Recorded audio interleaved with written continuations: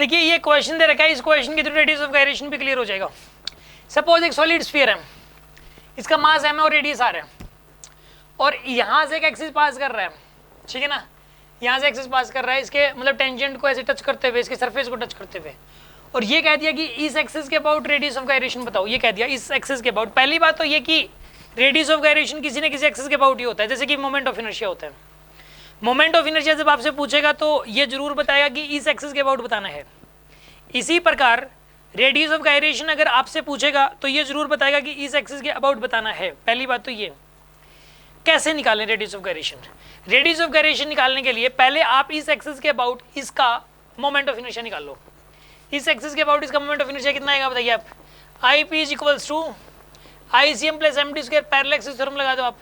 इसके about moment of inertia पता है 2/5 mr स्क्वायर, तो इसको सोल्व कर लो, कितना बनेगा ये 2/5 mr square plus mr square, इनके बीच का परपेंडिकुलर डिस्टेंस r है ये वाला, तो ये बनेगा 7/5 mr स्क्वायर हो जाएगा। इसका मोमेंट ऑफ इनर्शिया हो जाएगा, ठीक है, इस एक्सिस को बढ़ा दो चाहे, इस एक्सिस के अबाउट, ठीक है, इस पी एक्सिस के अबाउट इसका मोमेंट ऑफ इनर्शिया कितना हो जाएगा 7/5 mr स्क्वायर। अब रेडियस ऑफ गायरेशन निकालने का मतलब क्या है?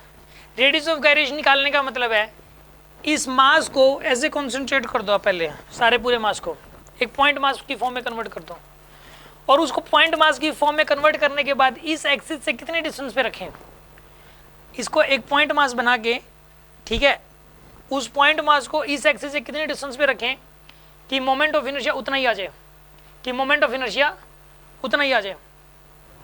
इसको मान लो के डिस्टेंस पे रखें, ये मास तो उतना ही रहेंगे m, और कितने डिस्टेंस पे रख दिया आपने इसको के डिस्टेंस पे, तो इसका मोमेंट ऑफ इनर्शिया कितना हो जाएगा m के स्क्वायर, कितना हो जाएगा, और इसको m के स्क्वायर से इक्वेट कर दो आप, ठीक है, यानी कि m के स्क्वायर को इक्वेट कर दो 7/5 mr स्क्वायर से।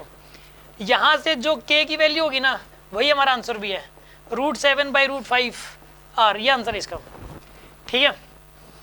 सुन लो अब रेडियस ऑफ गायरेशन, इसके कोई रेडियस ऑफ गायरेशन बोलते हैं। रेडियस ऑफ गायरेशन क्या होता है?